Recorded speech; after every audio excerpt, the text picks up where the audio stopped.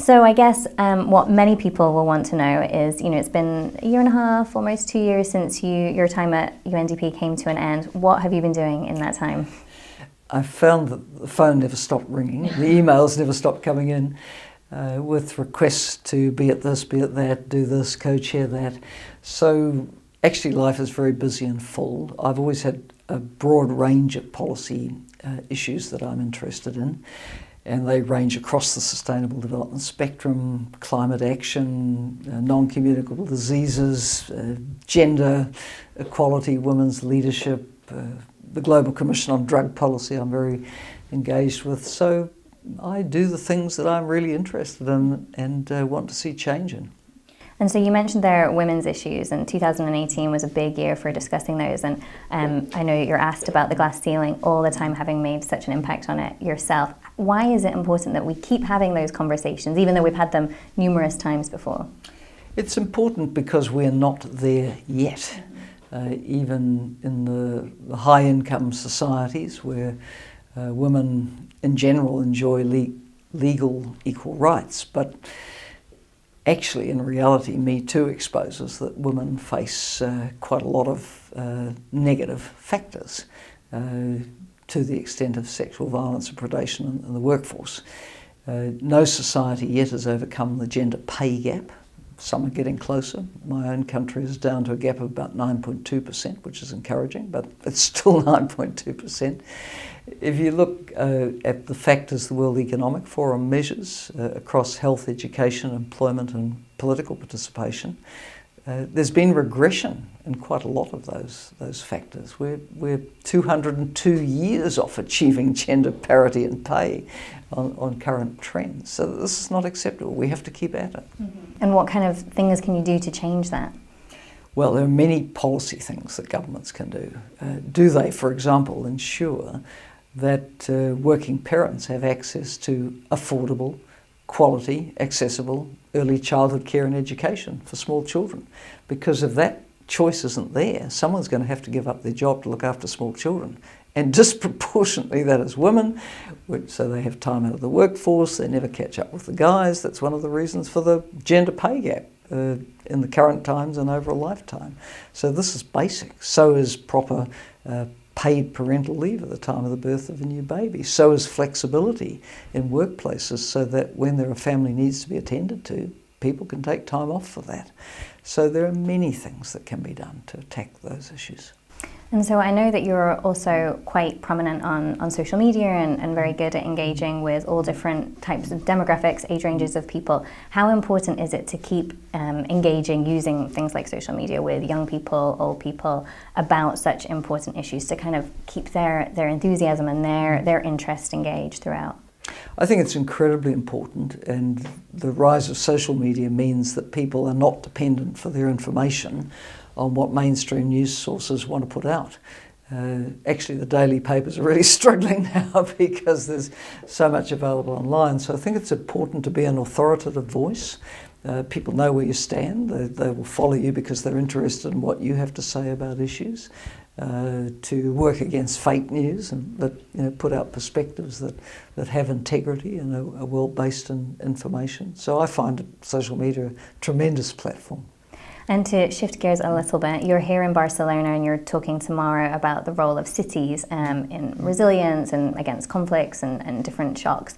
What is that tie there, that relationship between cities and their role in protecting the people in their cities during times of conflict?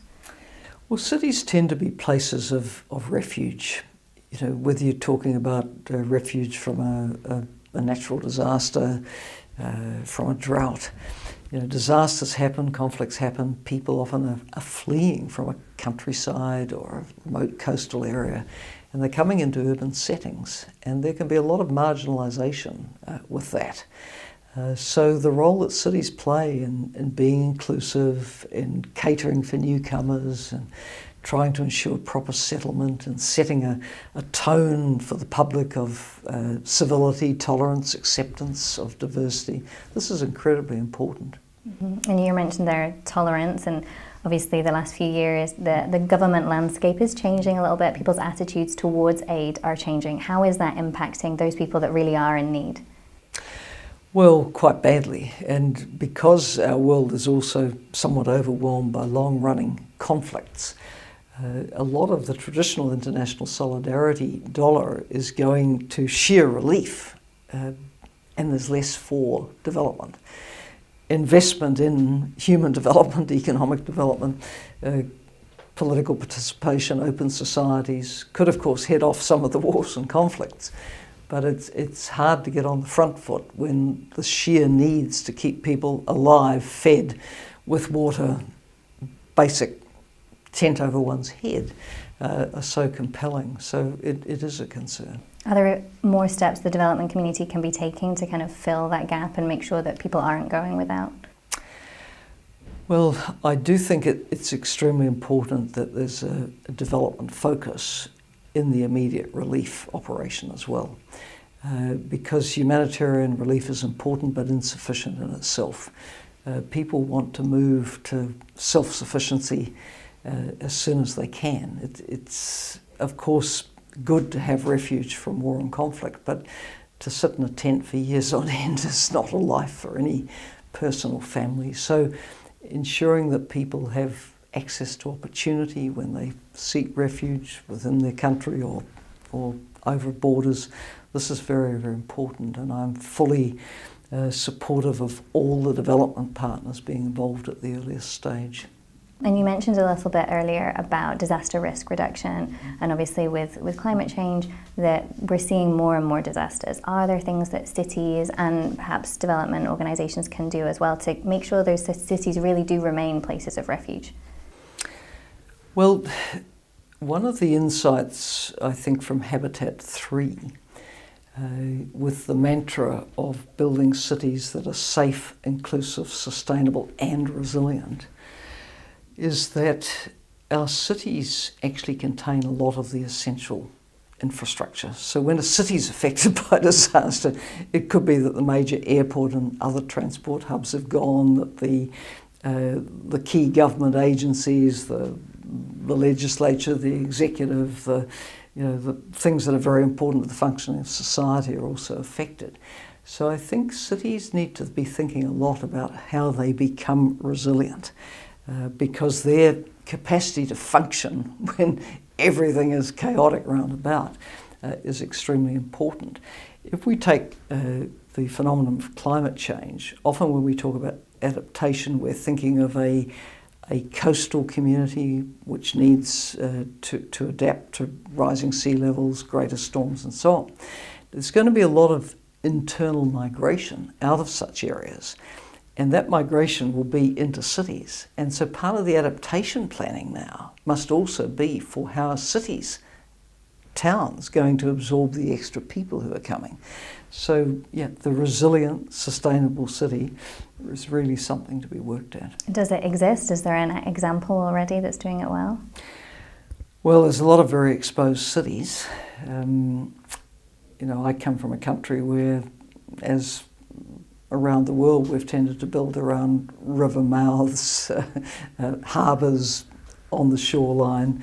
We're all very vulnerable, but at last we're starting to get proper planning guidelines that say you can't develop areas that are below that level above sea level. We do have pretty good legislation and codes for seismic resilience, but we just have to keep working at it. No one's got it entirely right. And aside from this particular issue, is there anything else that development practitioners should be paying particular attention to this year in 2019? Yes, I think development practitioners need to focus on the 2019 high-level events around both the SDGs and the Climate Summit in New York at the General Assembly. The truth is that we're way off course on the Paris Agreement and we're way off course on the SDGs. And if things continue like that, both these great global agendas will fail, which again is a devastating thing if it's allowed to happen.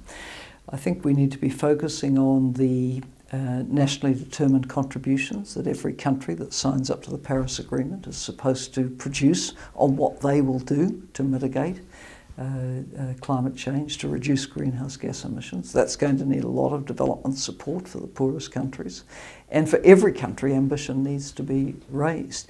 I think with the SDGs, we're not on track at all to achieve the eradication of extreme poverty. Hunger has been rising in each of the last 3 years. We need to focus on what is going wrong here.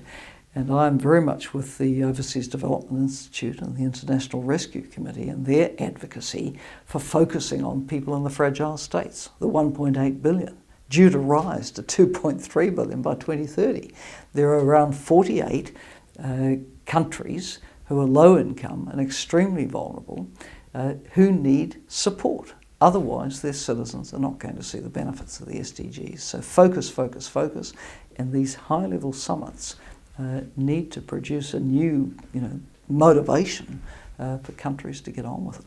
Right now, would you say not enough is being done to focus on those fragile states? Absolutely. I think the focus is off the development needs of those states. They need support for climate change adaptation. They will need support to eradicate extreme poverty. The current projections appear to be that by 2030 we would still have 6% of the world population in extreme poverty, which is not far short of 500 million people. It's not eradication. Great, Helen, thank you so much for joining us. And thank you for watching.